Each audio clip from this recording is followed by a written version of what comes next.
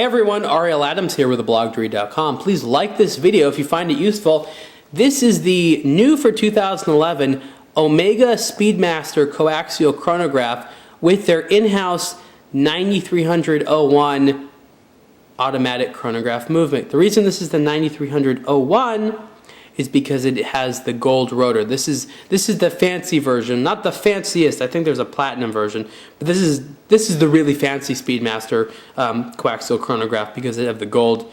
But it's identical to the 9300 movement just because it has that gold rotor in there, and there's a gold bridge over the escapement. That's just a good looking movement. Isn't that great? Isn't that great how they opened up the back like that? So there's a sapphire crystal over the back of the movement there, and you can see, and the decoration is great. Now this is an in-house made movement. This is a movement that Omega makes. Not all of their watches have in-house made movements, but this is one of them, and they're moving more and more towards in-house made movements, which is great. You can actually see here the Lume. Look at that. Isn't that great? You know, one of the things which I've always wondered about the Speedmasters is because the hands and hour markers are so thin, how good the Lume is. This watch has excellent Lume, I have to say, and it's very legible.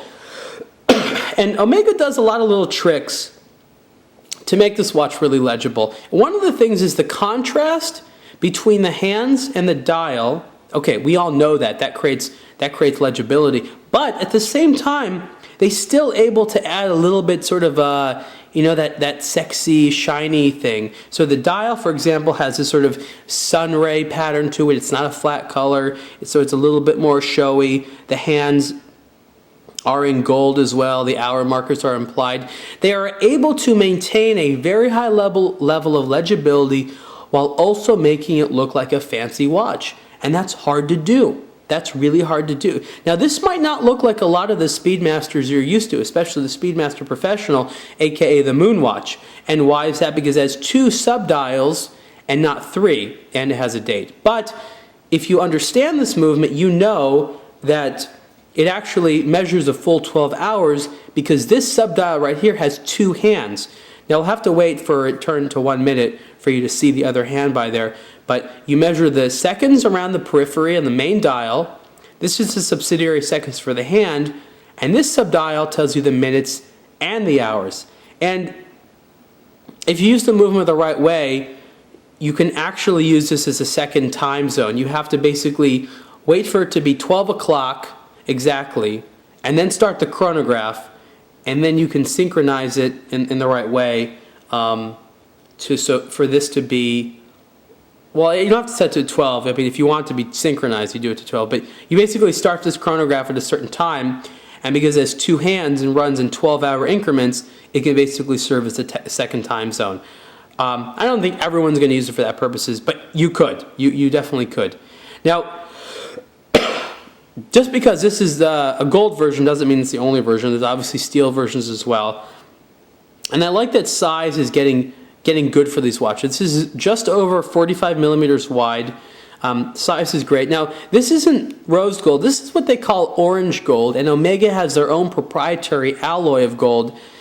It's a great looking color, and you know, I'm not the kind of guy that would wear gold a lot, but I would wear this as a daily watch.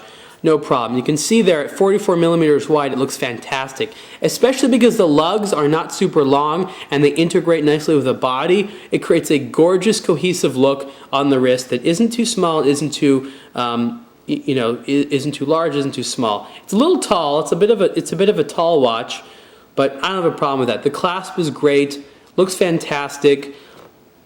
For a guy that likes Omegas, the 9300 movements are fantastic. They've gone very, very well.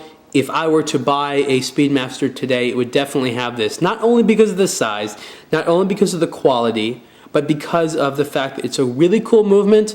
No one else has a lot of the features. There's a lot of cool features in this. I discuss the 9300 movement a lot on theblogdery.com. You can read about it more there. I'm not going to go into all the details of the movement, but I'll mention just a few. It's a column wheel chronograph. It has a vertical clutch. It has a lot of nice features in there. They did a good job because, you know, what Omega did is not just sort of say, oh, we made a movement. They made their own movement that has a lot of features that make it worth it. The watch is, however, pricey, and compared to some of the older Speedmasters, this is going to be a more expensive watch.